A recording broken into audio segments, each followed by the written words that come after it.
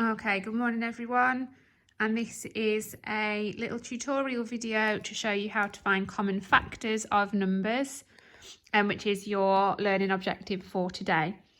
So first of all, I thought we'd just start off by discussing the difference between factors and multiples, because that's something that some of you are getting confused with. So I've very quickly just written out my definition of factors and some examples. So factors are numbers that you multiply together to get another number. So for example, the factors of 20 are 1 and 20, 2 and 10, 4 and 5. And then obviously once we get to here, it starts to repeat again. 5 times 4, 10 times 2, 20 times 1. So factors are numbers that you multiply together to get another number. Whereas multiples are essentially the times tables of a number.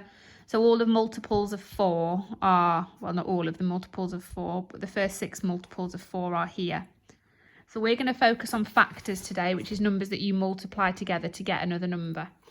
So with that in mind, and thinking about common factors are factors that two numbers have in common. They have them both in their list.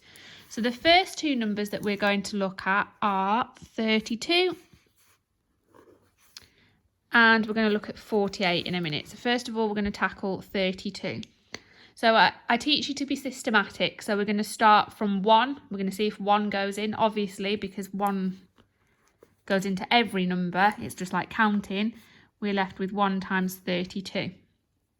Then, if we're being systematic, we're going to try 2. And because 32 is an even number, we know 32 has to be divisible by 2. And that's 2 lots of 16. Okay, then I'm going to think about 3. And now I know 3 goes into 30 and I know 3 goes into 33. So it can't possibly go into 32. I'm going to try 4 and I know my 4 times table. And I know that 32 is in my 4 times table. And 32 divided by 4 is 8. I'm then going to think about the number 5. I know every single factor of 32. Okay, it can't be 5 because the multiples of 5 end in 5 or 0 and 32 doesn't. 6 I'm going to try, and I know 6 times 6 is 36 and this is only 4 less, so it can't go in. 6 can't go in. I'm going to try 7. And if I know my 7 times table, I know that 7 goes into 35. So it can't go into 32, which is only 3 less.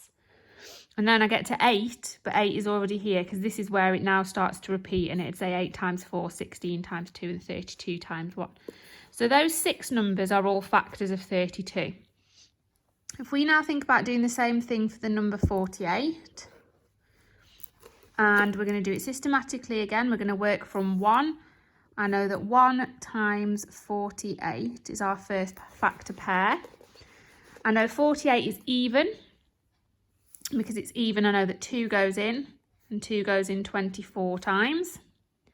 I'm then going to think about 3. Now this is where some of you will need to start thinking about partitioning, because your 3 times table you learn typically up to 12 times 3, which is 36.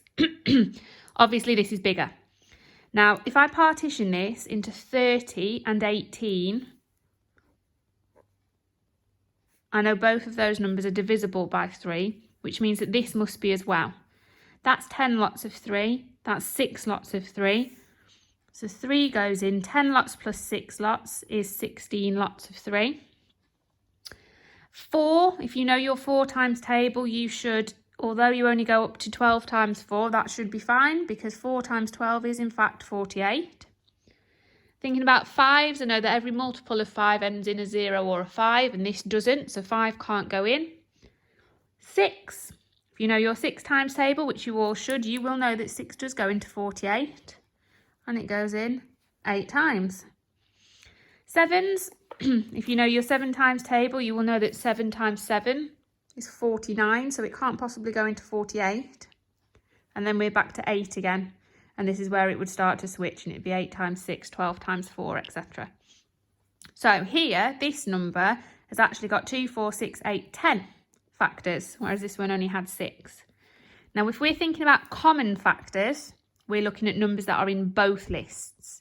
So 1 is in both lists. Oops. So I'm going to circle the number 1. 2 is in both lists. So I'm going to circle the number 2. 3 isn't, it's only in this one. 4's in both, so I'm going to give that a circle. 5's in neither. 6 is only over here. 7's in neither. 8 is in both. And 9, 10 aren't in either. 11's not in either. 12 is only in this one. Okay, so if I look at my numbers that are left, oh, these two are both in both lists. So 16 is also a common factor. 24 isn't in both lists. 32 isn't in both lists, nor is 48. Okay, so I have got 1, 2, 3, 4, 5 common factors, and they are 1, 2, 4, 8, and 16. So they are the common factors of 32 and 48. So I'm going to very quickly do one more with you.